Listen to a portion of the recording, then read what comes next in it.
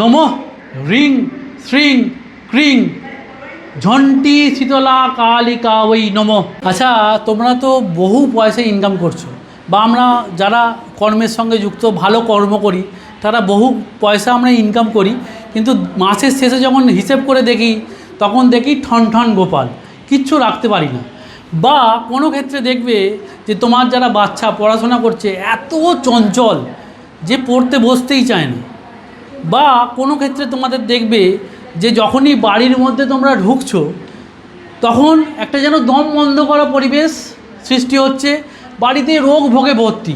তাহলে এগুলো বাস্তুদোষ নয় তো, বা এগুলো গ্রহগত কোনো দোষ নয় তো?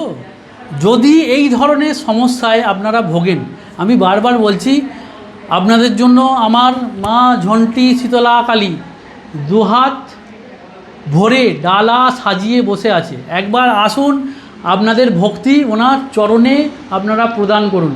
আমি বারবার বলি আমি অর্থে বিশ্বাস করি না, আমি আত্মায় বিশ্বাস করি। আপনারা আত্মিক হন, আপনারা মন্দিরে আসুন, পয়সা দিতে হবে না, আমি বলছি পয়সা দিতে হবে না। আপনারা আত্মিক হন, এসে মায়ের চরণে বসুন, মাকে জানান। আর জ্যোতিষীয়ভাবে আমি বলি, আমি জ্যোতিষ ডক্টর শ্রী অভিজিৎ ঘোষাল। যদি আপনাদের কিছু প্রবলেম থাকে একবার যোগাযোগ করে দেখুন। আমি বলি শুধু জ্যোতিষকে পাবেন না, একজন ভালো বন্ধু, একজন ভালো ভাই, একজন ভালো গাইডকে পাবেন। ঠিক আছে?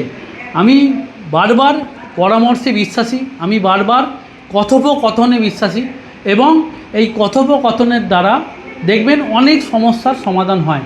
যারা যে প্রান্তে, পৃথিবীর, দেশের, রাজ্যের যে প্রান্তে আছেন তারা মন ভরে নমঃ হ্রিং শ্রিং ক্রিং ঝন্টি শীতলা কালিকা ওই নমঃ এই মন্ত্র উচ্চারণ করুন।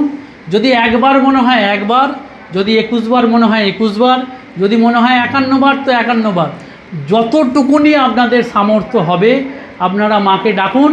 দেখবেন মা আপনাদের সমস্ত জ্বালা যন্ত্রণা দূর করে দিয়েছে। জয় মা ঝন্টি শীতলা কালী।